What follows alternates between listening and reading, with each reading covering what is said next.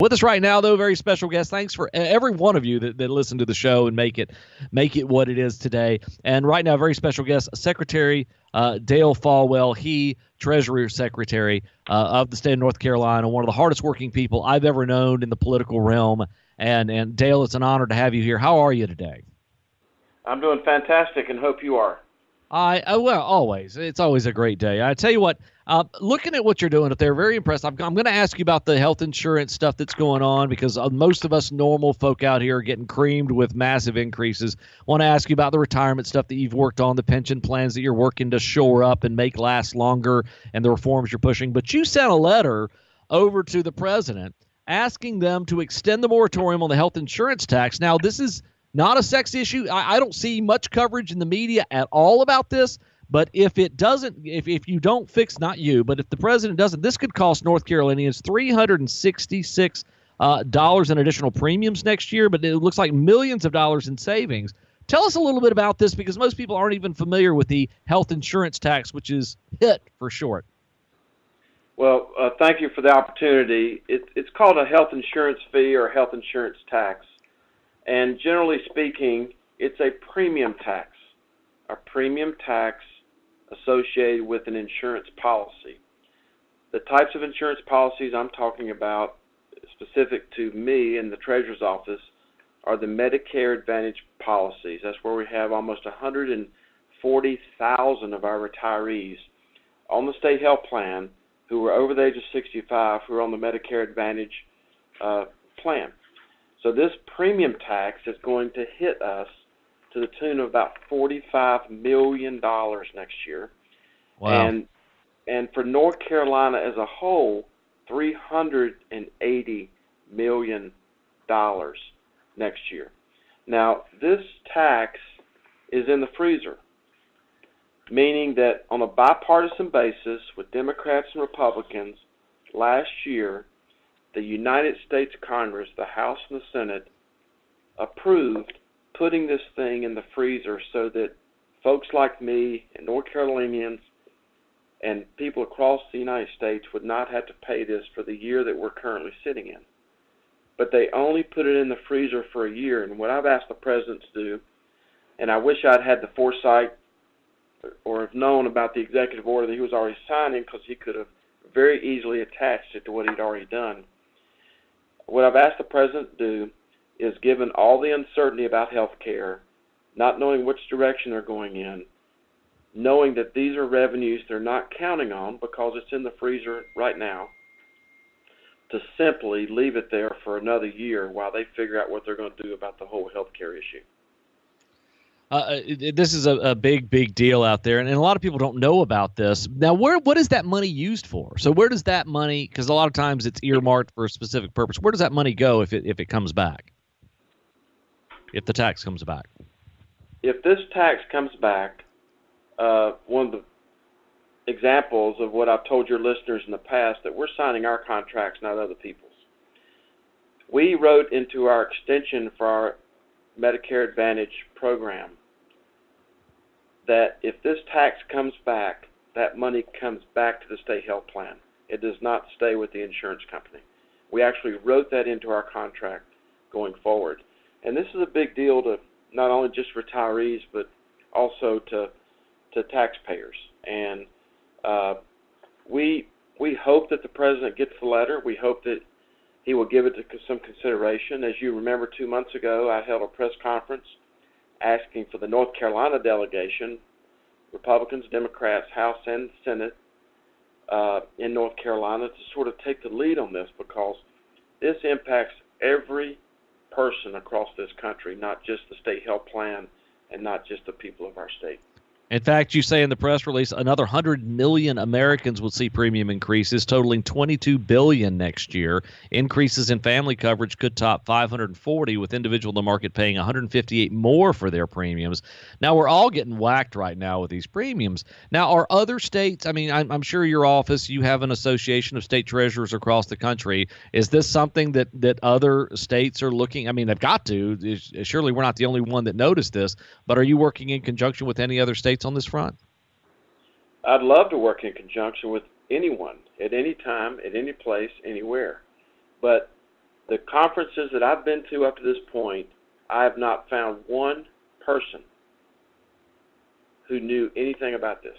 Well, how did you stumble across this one? Because I know you don't stumble. I know that what your policy is. Anyone that's got a good idea, bring it to me. That's been your policy as long as I've known you. How did you find this? This is a big. You can drive a Mack truck through this problem. It's so big. How did you find this problem? Well, I found it because when I was sworn in as the 28th Treasurer of North Carolina in January, for over a year, I've been asking a basic question that I was getting asked on the campaign trail, and that is anything associated with Obamacare, Affordable Care Act, whatever you want to call it, does anything that could happen, repeal, replace, extend, could any of that impact the pressure and the unfunded liabilities that I'm facing in the state health plan? And I was continually told, no, no, no. Then when I get here, I'm keep asking that question. And then as we're talking about extending our Medicare Advantage contract with our magnificent partner, United Healthcare, then when I'm looking at the price per month per member, because eventually that's all it comes down to, when I looked at the price per member per month and I started negotiating, it had an asterisk beside it. And it said, not including the health insurance fee. So then I started asking questions. How much is the health insurance fee going to increase our premiums? The answer was 27%. That's how I stumbled upon it. And I'm pleased to report to you and your listeners and the taxpayers across this state that even with this tax that we presume that we're going to have to pay next year unless we're successful with this executive order, we were able to negotiate a zero increase in premiums next year for our Medicare Advantage product, even after absorbing this 28% premium increase. That's astounding. I mean, and most people are, I'm seeing my healthcare individual plan has jumped up about 20% next year. I've seen 20% after 25 or 30% every year since the Affordable Health Care came in. It's crushing to small businesses like mine. For individuals, they have to come up with the money somewhere to do it. It's crushing for you to be able to absorb that, because I noticed the state employees are not getting whacked with this, and it's kind of astounding. And how you were able to offset that. I mean, how were you able to offset that? Because the increase, the amount of money has to be paid out, has to come from somewhere. How were you able to do that? We negotiated, and we took advantage of our buying power at the state level. And more importantly, the thing I'm most proud of, and I know I'm overwhelming your listeners with numbers today, if the president does what I ask him to do and keeps the sunset on this premium, we're actually going to be able to reduce the premium paid by the taxpayers by 23%. Wow. Reduce, not go up 20. Wow. Reduce. That's now, astounding. In addition to that, we also wrote in that contract that if this health plan ends up being, our people end up using less drugs, less medical services than what the actuaries predicted, we also wrote a profit sharing arrangement in there that everything over the first 10% of profit, that we get half of that back. We also wrote that into this contract that we just extended. You're writing contracts for the people instead of for the companies, I think is a phrase you use. Now, we're going to take a break here. We get back. We're speaking with State Treasurer Dale Folwell. He manages the 26th largest pool of public money in the entire world, $110 billion in investments. They're spending about $500 million every 30 days in pension benefits, $250 million each month on medical costs and prescriptions. These are straight quotes from the treasurer. We're going to talk to him about that and much more as we continue our discussion with him on the other side of the break here on the Chad Adams Show. Stay tuned. Much more to go. Continuing our discussion with State Treasurer Dale Folwell. Glad to have him on the show. And Dale, your work's cut out for you, but this is what you have a work ethic. I know you people that don't know, you don't realize. There are a lot of people that go into politics and just end up having a good time. You're a nose to the grindstone kind of guy. And when you look at these numbers, they're kind of staggering. $500 million every 30 days on pension benefits. And I would suppose that number is going to go up because people are living longer and retiring sooner. $250 million each month on medical costs and prescriptions. How do we keep this vehicle on the road over the next 20, 30 years? I mean, you're there for a limited time, certainly, but you're making huge headway. How do we keep this thing on the rails? Well, thank you for your question. It sort of starts with, when I came here, I talked about, preserving and strengthening these plans, and now I've morphed into another word called sustainability, which is your question. How is this sustainable? And let me just tell your viewers your listeners that we have one of the most solid pension plans in the United States. We have one of the most unsolid state health plans as far as our $35 billion unfunded liability. But we have one of the most solid pension plans in the United States. But South Carolina's pension plan is 55% funded this morning. One of Kentucky's pension plans is 17% funded this morning. We know what's happening in Illinois. We know what's happening in Puerto Rico. There's news reports that Hartford, Connecticut, the whole city, has retained Chapter 9 bankruptcy counsel. This is a serious matter across the state, and I think because of a lot of the policies that the General Assembly's implemented over the last 8 years and the vibrancy of North Carolina's economy, we may be one of the only states that can actually pull our way out of this situation with this health care and pension liabilities.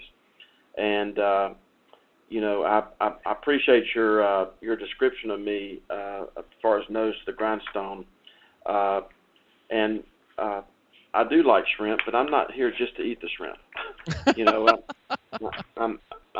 I'm here to make a difference, and we've got a hardworking group of people behind us who appreciate it, and I've been very pleased with some of the stakeholder groups that we dealt with. They don't like the medicine, they don't like what I'm telling them, but they know that it's not emotional, it's not political, but it's mathematical, and I don't want to bring up a negative note, but it's never a bad thing to remember, people who have died in the line of duty, and recently we've had 2 correction officers that were killed trying to protect us from criminals. We have some others that are very badly injured, to say the least. And the last thing I want any of our first responders worrying about when they leave the house every day is how safe, secure, and sustainable their pension and health care is. That's why we take this so seriously. No doubt. And when you look at this, here's the other staggering stat. In a state our size, that roughly 1 in every 11, 1 in every 12 people in this entire state, 800,000 approximately, are on the state health care plan. That's a massive number of folks. And you said something recently in Southern Pines, which is 100% true, and I kind of alluded to it earlier. Fees are going up, life expectancies are going up, payouts are going up, and interest rates are going down. This is not sustainable, you said, and it's not emotional, it's not political, it's just mathematical. Right. And we're trying to, as Teddy Roosevelt said, you got to do what you can with what you know with where you are. And Governor Martin, former governor of North Carolina, Governor Martin said, "Doing right's rarely wrong." And we're trying to figure out what's